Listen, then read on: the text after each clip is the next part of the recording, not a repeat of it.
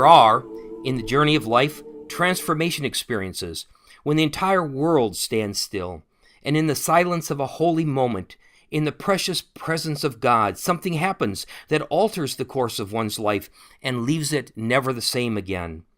Such was one night in my life. My name is El Ra. It means, mine eyes have seen the Lord. Listen as I tell you my story. The hue of light that clung to the western horizon cast a splendor of amber rays into the darkening sky as the day came to a close. The shades of night were descending upon the weathered walls of the village houses where my friends and families had gathered to renew old acquaintances. I ambled through the once silent and serene streets of Bethlehem that now had become crowded and tumultuous with the many travelers and visitors that had come to the town. Never had I seen such throngs of people fill the streets of this insignificant village, and never had life seemed as stimulating and exciting as in these recent days. I had purchased supplies from a local merchant for my father and was now on my way home. As I sauntered slowly down the familiar streets, my thoughts turned nostalgic. Bethlehem was a familiar name only because of the famous people who once had found solace within its comforting boundaries. Now it was filled with descendants of those people. Caleb, one of the 12 spies that had explored the Promised Land after Moses had led God's people out of Egypt and into the desert, had a son who settled here and gave birth to the town. Rachel, one of Jacob's wives and the mother of Joseph and Benjamin, was buried in a tomb just outside the city limit. Often I had visited the tomb because my own mother was buried nearby. However, Bethlehem's most famous historic personality was King David. Here he was born, and here he tended his sheep on the rugged, rocky hillsides. A sign adorned the entrance to the town that read, "Welcome to Bethlehem, birthplace of King David." The time had passed quickly, and suddenly I realized that I would be late getting back. Now, as I bustled through the darkened, dust-laden streets, I thought almost jealously of the famous people who once had lived here. I doubted that I would ever become famous, or that I ever would leave this beloved burg, even for the opportunities of a grand city like Jerusalem. Mine was a life destined for uneventful activity. Mine was a life that would never be blessed of God. Oh yes, I dreamed of a life far better. I dreamed of a finer day. I dreamed of a life of travel, wealth, and luxury. It would not be so, for I was but the son of an innkeeper in a small village where few strangers ever spent the night. After all, why would anyone come to Bethlehem when just a short distance away was the wondrous city of Jerusalem? Jerusalem was the favored destination. Most who passed this way were pilgrims traveling to the temple where they would worship and offer sacrifices to God. Few paused in Bethlehem. Few found respite at my father's inn. Times were difficult for us. I sensed a mysterious mysticism around me that night. There was a delightfulness that danced in the air and left a feeling of calm tranquility and peace. One day peace would come, and one day the Prince of Peace would be born. The greatest resident of Bethlehem had not yet arrived. I knew that one day Bethlehem would give birth to Messiah, God's promised deliverer and redeemer for all Israel. People seemed to be talking about Messiah's birth more and more, and even then, as I passed a crowd of men, I could hear such a discussion. They were talking about some old guy in the temple in Jerusalem who was telling everyone that God had revealed to him that he would not die until he saw Messiah. I remember a voice in the darkness saying, "If God is going to send Messiah, he should hurry, for Simeon is old. Or will he live for 969 years as did Methuselah?" The crowd laughed and continued their discussion that faded into a muffled conversation as I opened the door of the inn. It was the 3rd year of the 192nd Olympiad on the Roman calendar, but we just called it the 24th year of Augustus Caesar because our dating system followed the emperor's year of reign. Caesar Augustus was having insurmountable economic problems. His military exploits had been especially costly, and inflation was beginning to get out of control. The cost of staying at my father's inn when I was 10 was a halfpence per week, and animals were free. but now it cost a full pence and an additional halfpence if we boarded an animal too. So to take care of the economic quandary, Caesar Augustus melted down all the gold, silver, and copper money, added inexpensive base metal, and reminted the coins, producing an increased money supply. As a result, inflation was rampant and everything became more expensive even for the government. So Augustus, now short on revenues, decided to tax all the world. Everyone was to return to the town where his birth was registered to pay those taxes. Most grumbled about it and were angry at Caesar, but it was exciting for me and meant unexpected income for my father. All of King David's descendants came, and so did many others. It was the great feast time of the year when all the people of Israel would come to Jerusalem to celebrate and worship, and the overflow of travelers spread to Bethlehem. That, along with the taxation, caused every possible place to overflow. How fortunate that we operated an inn, even if it wasn't the best or the cleanest inn in town. After my mother's death, the inn had become run down, but we knew that when people started arriving, our inn, like all the rest, would be full. That's why my father told me to make a sign. The sign was to be carved on an old piece of wood and should simply say, "No room." Father knew that we would be full to overflowing each night, and instead of having to take time to answer each knock, he would just hang the sign on a wooden peg outside the door. The people began to arrive. They came from everywhere, from Kadesh and Damascus, Abel and Megiddo in the north, all the way south to Punan and Sela. They were hungry and thirsty, tired and dirty, but they were happy in spite of the tax, for it was like a colossal family reunion. Uncles and brothers, nephews and cousins all gathered, and everyone spoke of their genealogy with pride. The conversations bustled as people told of their homes and families and jobs. Our inn, like the others, was generally full, but on this one night in particular, it seemed that all the world had descended upon Bethlehem. We made our guests keep moving their mats closer and closer together until there was no privacy at all. The inn consisted of one large common room where people simply found a spot on the floor to place their mat. The only other room was my father's, and no one stayed there. As the travelers arrived at the inn, my father would take their money and show them where to put their mat. It was my responsibility to lead their animals to the stable where I would feed and water them before returning to the inn to help my father keep the travelers satisfied with food and drink. By early evening, there was no longer room for anyone else in the inn. I hung the sign on the door and closed it tightly. For a time, no knock sounded. People continued to descend upon the village until Bethlehem swarmed with visitors. The homes and the inns grew full. Space was so much in demand that people out of desperation began to ignore the sign. At first, my father answered the door with a degree of politeness, saying, "I'm sorry, but we are full." However, at each knock, my father grew more angry and impatient. He began to thrust open the door with each violator and yell, "No room!" and slam the door in their face.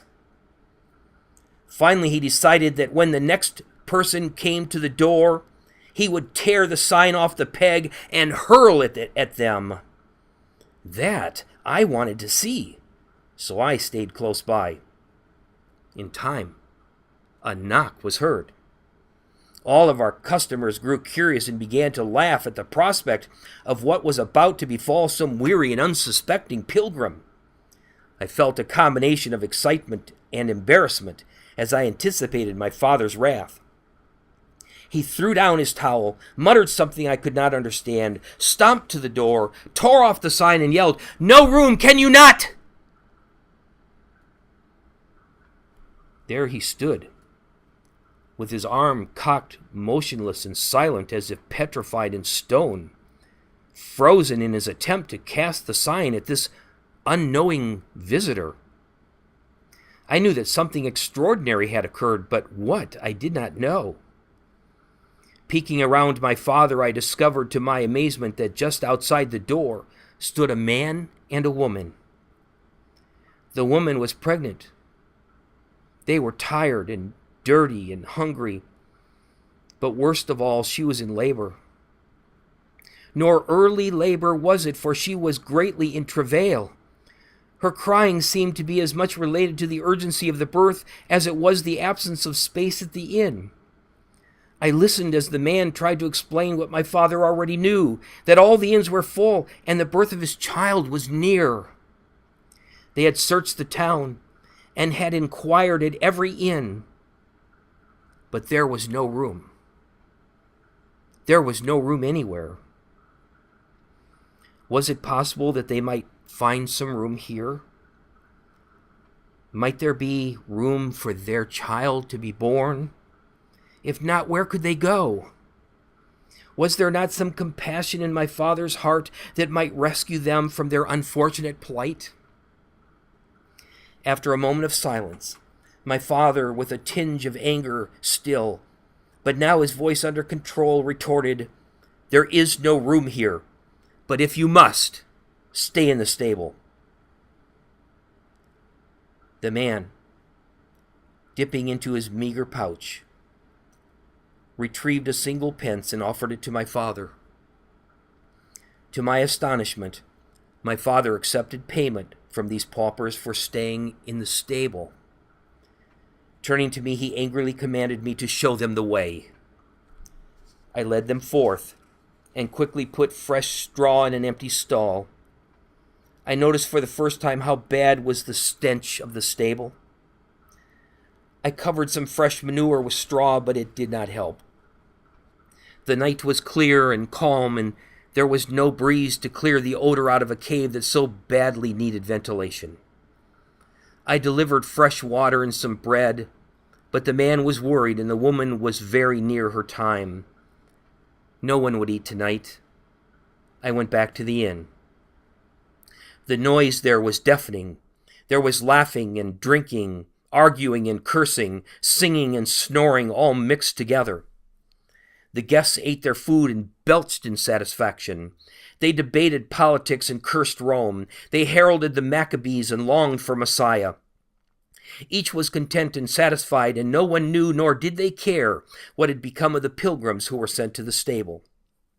It had been a long day for me, and I huddled alone in a corner of the inn.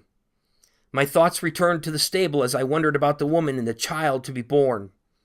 What humiliation that her baby should be born in the midst of such stench. I pondered the tax and Rome and bondage. I thought of King David and Messiah and that crazy old man at the temple who was sure that God had promised that he would see Messiah. One day Messiah would come and deliver his people from all this pain. But when? But when? I thought about my own name, El-Ra. My mother had given me the name saying, "His eyes will see the Lord."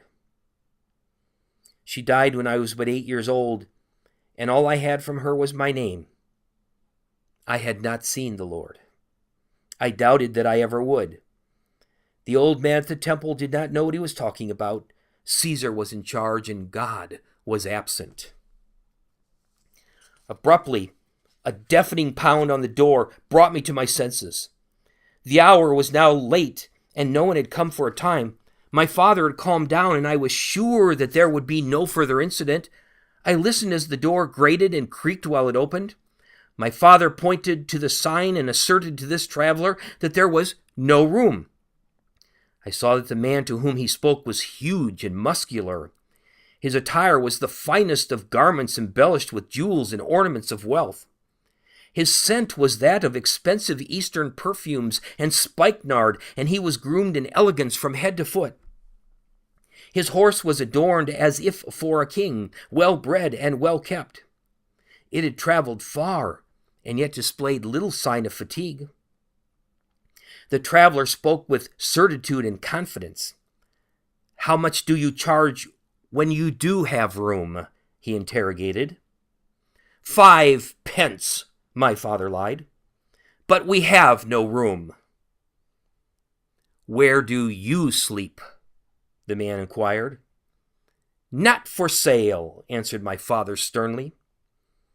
The man reached for his bulging money pouch It was plump and full. Quickly the stranger pulled out a gold orris and then another. I could not control myself. I gasped in amazement at such wealth. He handed both gold coins to my father and concluded, "Your room will serve me well." Turning to me without answer, my father ordered, "Quickly, son, prepare my room for our most honored guest." Hurriedly, I cleaned and straightened the room that belonged to my father alone. I transported the rich traveler's wares to the room and reported that it was ready. I prepared him food and I brought him drink. I heated water for his bathing, and I then brushed his sandals. After all, the man was paying 100 times more than anyone else for the night, and he deserved the very finest. As I placed the sandals before him, he reached into his pouch and pulled out yet another gold orris. Placing it in my hand, he demanded, "You will take good care of my horse." It was not a question. "Yes, my lord," I exclaimed. I would have done anything, for he had given me a gold piece of my own. I hurried outside, delighted and proud that I should be able to care for such a creature. But almost instantly I stopped. Something was strange in the night. Though it was dark, the sky was light. Gazing heavenward, what I saw I cannot explain. It may have been a star, or it may have been an angel. I do not know. But one thing I know, a heavenly brilliance rested above Bethlehem. I led the horse to the stable, having forgotten for the moment that people were staying there. Just as I was about to enter, I remembered the couple. Uncertain about the woman, not wanting to be embarrassed nor to enter where I did not belong, I paused and quietly peeked into the stable. What I saw was gloriously magnificent, and I could not believe my eyes. The baby had been born and was wrapped in grave clothes. When my mother died, we had prepared her body for burial by wrapping it with strips of cloth, and the extra swaddlings had been left in the stable. These people had used the cloth to wrap their baby, and now it lay sleeping. Here, in the midst of filth, a child was born, wrapped in swaddling clothes, sleeping silently in a manger. How odd! How strange! And most inexplicable was the quiet peace that bathed this place. I lingered for a while. There was no place that I would rather be. Slowly and quietly I cared for the horse, not wanting to disturb the baby or the parents. Somehow the importance of the horse paled in comparison to the wonder of this newborn child. I relished in the peace and in the joy that filled the stable. I never wanted to leave this place. I know not how long I tarried, but after a time I expected that my father would wonder what had become of me. Slowly I made my way out of the stable and back toward the inn. But if strange had been the theme of the night, far more was about to occur. Out of the night came shepherds bearing an anomalous story of an angel that had spoken to them, saying, "Messiah was born tonight." I heard them in the streets inquiring if anyone knew of such a child. Cautiously I approached the shepherd who seemed to be the leader and questioned him. "What is this you have said? An angel has spoken? And what did it say?"